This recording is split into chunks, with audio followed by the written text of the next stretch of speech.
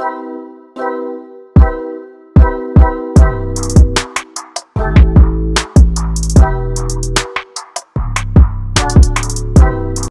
Everyone, welcome to Infinite. My name is Rajan and आज के video में हम लोग देखने वाले हैं IBPS PO मेंस 2023 के लिए BA और GA पोर्शन को आपको कैसे प्रिपेयर करना है in the remaining days, so that एक आप अच्छा खासा 24 से 25 मार्क्स स्कोर कर पाए। यहाँ पे हम सोर्सेज की बात करेंगे, इंपॉर्टेंट टॉपिक्स की बात करेंगे, क्या वेटेज है अलग अलग सेक्शन का आपका करंट अफेयर्स में, वो भी देखेंगे। एंड ये आपका बहुत ही इंपॉर्टेंट वीडियो होगा उन स्टूडेंट्स के लिए जो पहले से प्रिपेयर नहीं कर रहे थे। जो पहले से प्रिपेयर कर रहे हैं वो तो पहले से ही कॉन्फिडेंट होंगे कि हमने, जैसे मान लो कि आपने RRB PO दिया होगा, IBPS क्लर्क दिया होगा, तो आपने पहले से प्रिपेयर कर रखा है। लेकिन जो स्टूडेंट वेट ही कर रहे थे कि आपका प्री क्लियर होगा तभी मेंस पढ़ेंगे, मेंस के लिए आपका GA पढ़ेंगे, तो उनके लिए ये सबसे इंपॉर्टेंट वीडियो होगा, क्योंकि अगर आप ये टॉपिक्स करके जाते हो तो एक बहुत अच्छा डिसेंट अटेम्प्ट कर सकते हो। उससे सेक्शनल भी क्लियर हो जाएगा और आपको एक तरह से ये आपके स्कोर को, ओवरऑल स्कोर को मेंस में बूस्ट कर देगा। ठीक है, चलते हैं। देखो आपका क्या क्या चीज़ें मैंने यहाँ पे ऐड की है, स्टेप बाय स्टेप बताऊंगा। बताने से पहले ये मेरे बारे में डिटेल है। माय नेम इज राजन, मैं एक मैकेनिकल एंड ऑटोमेशन इंजीनियर हूँ। मैं 6+ ईयर से आपका बैंकिंग एस्पिरेंट्स को पढ़ा रहा हूँ। मैं मैथ्स, रीजनिंग और इंग्लिश तीनों पढ़ाता हूँ। बाकी डिटेल्स आपको यहाँ पे मिल जाएंगे, आप चेकआउट कर सकते हैं। अबाउट आवर बैचेस, ये हमारा मेंस बैच है क्वांट का। तो अगर आप लोग क्वांट की मेंस बैच में इंटरेस्टेड हैं और सेशंस यूट्यूब पे ले रहे हैं हम लोग, अगर आपको वो पढ़ाई अच्छी लगती है, समझ आती है और एक स्ट्रक्चर वे में आप लोग मेंस की प्रिपरेशन करना चाहते हैं, then you can enroll in this batch, that is Optimus Prime batch. ये आपको इनफाइनाइटेसिमल ऐप पे मिल जाएगा। The price of this batch is 699। Now let us come to the topic कि GA एंड BA की प्रिपरेशन कैसे करनी है। तो मैंने सारी चीज़ें यहीं पे मेंशन कर दी हैं। अगर आप इसी को अच्छे से पढ़ लेंगे तो आपको सारी चीज़ें क्लियर हो जाएंगी कि मैं क्या क्या कहना चाहता हूँ। बट इसको मैं एक बार गो थ्रू करवा देता हूँ कि क्या क्या चीज़ें मैं कहना चाहता हूँ इस पर्टिकुलर स्लाइड से। देखो, सबसे पहले तो जनरल अवेयरनेस और बैंकिंग अवेयरनेस वाला जो सेक्शन है वो टोटल क्वेश्चन 40 आते हैं, मार्क्स आपके 40 हैं, 35 मिनट्स आपको टाइम मिलता है। टाइम बहुत ज़्यादा है। हमारा टारगेट यहाँ पे है कि हम 24 से 28 मार्क्स आपका स्कोर करें। ये आपका बहुत डिसेंट अटेम्प्ट है। 60 से 65% मार्क आपके यहाँ पे मैंने लिए हैं। ठीक है, अब ऐसा आपको लग रहा होगा कि सर ये तो 40 में से बहुत कम है। नो, लास्ट ईयर अगर आप देखोगे तो मेजॉरिटी जिनका भी सिलेक्शन हुआ है इसी रेंज में आपका आया है। ठीक है, तो डिपेंडिंग अपॉन कि पेपर ज़्यादा डिफिकल्ट आता है या कम डिफिकल्ट आता है, तो ये एक बहुत डिसेंट अटेम्प्ट है। अगर आप इतना, मतलब जो भी मैं आपको बता रहा हूँ उतना अगर करके जाते हो तो यहाँ तक पहुँच सकते हो। राइट, सो अगर हम GA और BA में देखें तो आपके 3 सेक्शन आते हैं, आपको पता होगा। करंट अफेयर्स है, बैंकिंग अवेयरनेस है और स्टैटिक है। इनका वेटेज क्या है? आउट ऑफ 40 क्वेश्चंस आप देखोगे मेजॉरिटी ऑफ द क्वेश्चन जो है वो करंट अफेयर से आते हैं। बैंकिंग अवेयरनेस से थोड़ा कम, जैसे 8 से 10 क्वेश्चन आ जाएंगे। स्टैटिक आपका 2 से 4 क्वेश्चन आते हैं। और स्टैटिक में आपको इंटरेस्टिंग ये चीज़ रहेगी कि स्टैटिक वाला पार्ट जो है ना करंट से रिलेटेड होता है। मतलब जैसे कोई करंट में न्यूज़ आया, मान लो कि कोई मॉन्यूमेंट का, तो उस मॉन्यूमेंट से रिलेटेड जो भी चीज़ें होंगी वो आपको, जो मैं सोर्सेज बता रहा हूँ, वो कवर कर देते हैं। तो वहीं से आपका कवर हो जाएगा, आपको अलग से पढ़ने की जरूरत नहीं पड़ेगी। ठीक है, और अगर मान लीजिए आपको स्टैटिक लगता है कि बहुत फास्ट है तो you can skip that also. ठीक है, वो भी चल जाएगा, बस करंट वाला पार्ट से स्टैटिक कर लीजिए तो वहाँ से भी हो जाएगा। तो ये हो गया वेटेज के बारे में। अब आ जाते हैं हम लोग मंथली पे, कि कितने कितने मंथ्स आपको प्रिपेयर करना है। तो जनरली बोला जाता है कि 6 महीने की प्रिपरेशन करो, इसलिए मैंने यहाँ पे 6 मंथ लिखा है। तो ये उन स्टूडेंट्स के लिए तो ठीक है जो पहले से पढ़ते आ रहे हैं, जो डेली या तो पढ़ रहे होंगे या फिर प्रीवियस जो एग्जामिनेशन उन्होंने दिए हैं तो उसमें भी कुछ प्रिपेयर किया होगा, तो उनके लिए ठीक है। 6 महीने का आप में प्रिपेयर कर लोगे तो बहुत अच्छा आप स्कोर कर सकते हो।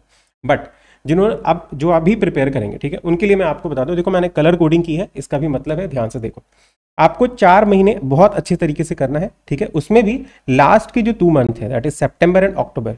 अक्टूबर पूरा का पूरा, क्योंकि नवंबर 5 में हम लोग एक्सपेक्ट कर रहे हैं आपका एग्जाम, तो अक्टूबर के पूरा एंड तक, सितंबर पूरा एंड तक, स्टार्टिंग से लेके, ये आपको सबसे ज्यादा करना है।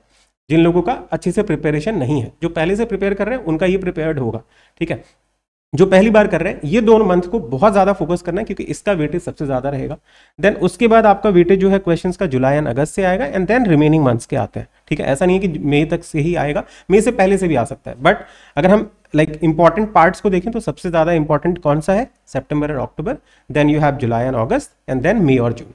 मई और जून का थोड़ा कम है, इसलिए मैंने व्हाइट में दिया है। सबसे ज्यादा ग्रीन वाला है, देन पिंक वाला है। ऑलराइट, तो अब इसके लिए आपको मैं बोलूंगा कि जो भी सितंबर अक्टूबर वाला पार्ट है उसके लिए क्या क्या सोर्सेज फॉलो करने हैं। तो देखो, इसमें भी जैसे 4 महीने आपको मैं बोलूंगा, 6 महीने अभी तो, अगर आप मान लीजिए 15 दिन बचे हैं आपके पास, तो 6 महीने कवर नहीं होंगे। तो कैसे, अगर हम लोग 6 महीने तक अगर जाना भी है तो क्या करना होगा वो मैं आपको बताता हूँ। जो लास्ट के 2 महीने मैंने बोले, सिंस इसका वेटेज सबसे ज्यादा है, तो आप इसको क्या करेंगे, वीकली PDF से कवर करेंगे। वीकली PDF किस चीज़ का? तो अफेयर्स क्लाउड का। अफेयर्स क्लाउड का जो वीकली PDF है, आप देखोगे कि एक वीक का 23 पेजेस का आता है। आप आराम से उसको कवर कर सकते हैं। एक दिन में 1 मंथ का आपका कवर हो जाएगा अगर आप अच्छे से 2-3 घंटे की सिटिंग देते हैं तो, ठीक है। टोटल 80 पेजेस होंगे तो 1 मंथ आपका कवर हो जाएगा। और मैं सितंबर अक्टूबर का क्यों बोल रहा हूँ, क्योंकि ये ज़्यादा इंपॉर्टेंट है। तो आप अगर मंथली में जाओगे ना तो कई बार होता है कि मंथली में चीज़ें स्किप हो जाती हैं, ठीक है। तो आपका अगर एग्जॉस्टिव वे में 2 महीने का अच्छे से प्रिपेयर करना चाहते हो तो वीकली वाला प्रेफर कर लेना। अब बाकी जितने भी मंथ है जैसे जुलाई अगस्त है या मई जून है, अगर आप मई जून तक जाना चाहते हैं, अगर नहीं तो आप जुलाई अगस्त तक का क्या कर सकते हो, मंथली से प्रिपेयर कर लो। मंथली आपका जो कंपाइलेशन आता है उसको आप पढ़ लीजिए, वहां से आपका ये जुलाई अगस्त वाला पार्ट हो जाएगा। और वीकली को आप अगर सितंबर अक्टूबर के लिए यूज करेंगे तो बहुत अच्छा आपका आउटपुट बनेगा। अब जैसे मान लीजिए कि ये चारों आपके कवर हो गए, कुछ बच्चे अभी पहले से भी कवर कर रहे होंगे, तो मान लो कि जुलाई अगस्त सितंबर अक्टूबर में कुछ 2 महीने आपका हो चुका है। जैसे मान लो जुलाई अगस्त हो चुका है, अब सितंबर अक्टूबर कर रहे हैं तो वीकली से कर लिया। अब इसका आप रिवाइज करते रहोगे, ठीक है। अब मई जून का आप क्या कर सकते हो कि जो क्वेश्चन आंसर वाला पीडीएफ आता है वो आप कर लो। तो इससे क्या होगा ना कि 6 महीने का बहुत अच्छा सा आपका प्रिपरेशन हो जाएगा। ऑलराइट, अब टाइम फ्रेम की बात करते हैं कि अगर मान लो आपका 0 प्रिपरेशन है तो आप इन 15 दिनों को कैसे डिस्ट्रीब्यूट करो। मैं आपको बोलूंगा कि जैसे देखो 2 दिन आप रखो एक मंथ के लिए, जैसे सितंबर, ठीक है, और 2 दिन आपने अक्टूबर को दिया, तो 4 दिन में ये आपके अच्छे से वीकली वाला पार्ट कवर हो जाएगा, ठीक है। Then you give July and August को, जब ये आप पढ़ते रहेंगे तो इसको आप रिवाइज करते रहना। इसको मान लो 3 दिन दे दिया आपने, तो 7 दिन के अंदर 4 महीने आपके कवर हो सकते हैं, क्योंकि मंथली में उतना ज़्यादा टाइम नहीं लगेगा। आप पूरा का पूरा एक ही बार में, ज़्यादा पेजेस नहीं है उसके अंदर, ठीक है। वीकली में थोड़ा ज़्यादा लेंथ आपका बढ़ जाता है। ऑलराइट, तो ऐसे करके आप 7-8 दिन के अंदर एक रीडिंग लगा सकते हो बहुत अच्छे तरीके से। और अगर हो सके कि आपको लगता है कि सर मैं रिवाइज नहीं कर पाऊंगा, एक बार रीड ही कर पाऊंगा, तो रिमेनिंग डेज के लिए आप क्या कर सकते हो कि जो भी वीडियोस फॉर्मेट आते हैं वीडियोस को फॉलो कर सकते हो, ठीक है। जैसे हर एक कंपनी का आता है ना कि 300 बेस्ट 300 इस तरह से, तो उनको आप फॉलो कर लो। लेकिन एक बार रीडिंग आपको खुद से यहाँ से कर लेनी है।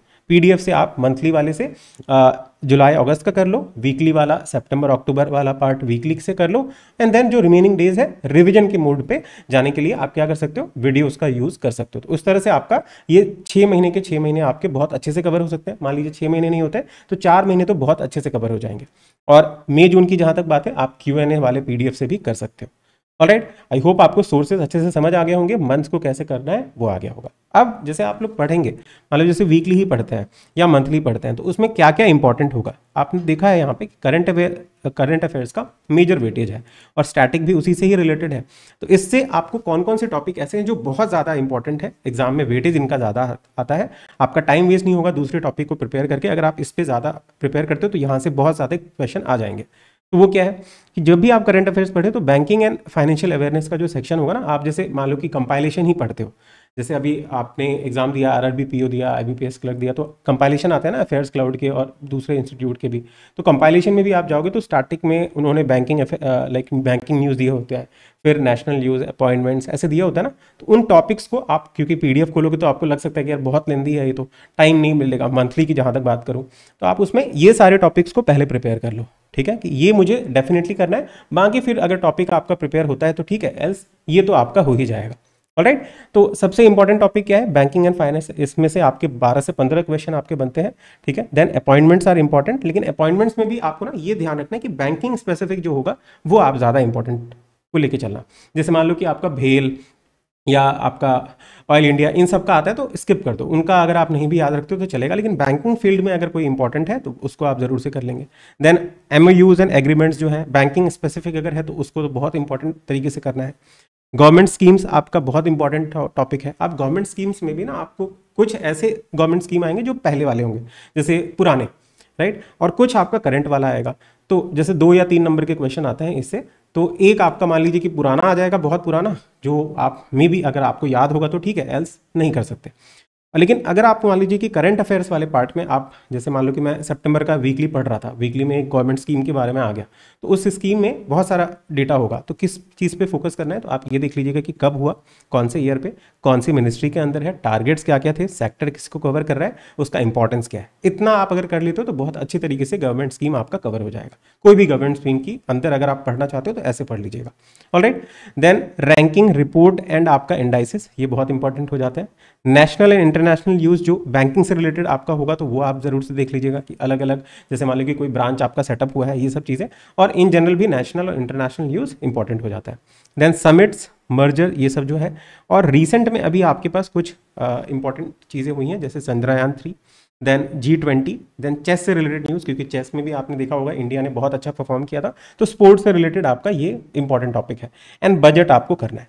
अगर आप ये सारे टॉपिक अच्छे से कर लेते हो ना इन 4 महीने के भी, तो आप बहुत ही अच्छे से 25 या 24 नंबर तक के क्वेश्चन कर सकते हो। और अगर मतलब मान लीजिए पहले से थोड़ी सी प्रिपरेशन है तो सोने में सुहागा हो जाएगा, आप ज़्यादा भी कर सकते हो, 30 तक भी आपका पहुंच सकता है। ठीक है, तो ये आपका कुछ मैं बताना चाहता था। आई होप आपको सारी चीज़ें समझ आई होंगी। मैं आपको बोलूँगा कि इसका स्क्रीनशॉट ले लो, ठीक है, जिससे कि आपको ये रहे कि ये टॉपिक मेरा प्रिपेयर हो गया, ये टॉपिक मेरा प्रिपेयर हो गया। आपको एक मतलब बोलते हैं ना कि चेकलिस्ट रहता है, सामने लिखा रहता है, तो हमारा माइंड जो है बहुत स्ट्रक्चर्ड वे में पढ़ाई करता है। अभी आप माइंड में सोचोगे कि ये पढ़ना है तो वो प्रॉब्लम हो जाता है। इसीलिए मैंने एक बहुत ही अच्छा सा कंपाइलेशन जैसा दे दिया कि अगर आप इसको सामने रख के पढ़ोगे, ये टॉपिक मेरा हो चुका है, आज मैंने ये कर लिया, मान लो कि ये है ना, तो इससे आपका बहुत अच्छे तरीके से कवर होता जाएगा। ऑलराइट, तो आई होप आपको जो भी चीज़ें मैंने यहाँ पे बताई वो समझ आई होंगी। अगर आप इन चीज़ों को अच्छे से फॉलो करते हैं तो डेफिनेटली आपको इसका प्लस पॉइंट जो है एग्जाम में ज़रूर देखने को मिलेगा। एंड इसके अलावा भी अगर आपके पास कुछ क्वेश्चंस हैं तो आप कमेंट सेक्शन में बता सकते हैं। I will love to answer that. With that said, I will end this video. Thank you so much and all the very best.